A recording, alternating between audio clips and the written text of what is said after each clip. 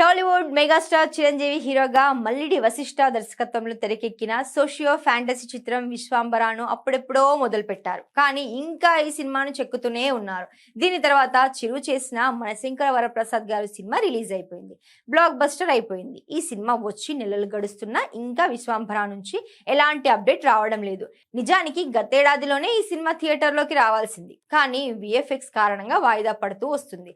ప్రస్తుతం perfect output కోసం గట్టిగా వర్క్ చేస్తున్నారు మేకర్స్. ఇక ఇన్నాళ్లకు ఈ సినిమా విడుదల తేదీపై ఎట్టకేలకు ఒక స్పష్టత వచ్చినట్టు తెలుస్తోంది. తాజా సమాచారం ప్రకారం విశ్వాంబర జూలై 10న ప్రపంచ వ్యాప్తంగా విడుదలకు రెడీ అవుతుంది. అసలు ఒకానొక దశలో ఈ సినిమా వస్తుందా రాదా అనే డౌట్ కూడా నెలకొంది. కానీ ఇప్పుడు ఫైనల్ అవుట్పుట్ అదిరిపోయినట్టుగా తెలుస్తోంది. దీంతో ఈసారి రిలీజ్ అవ్వడం పక్కా అని అంటున్నారు.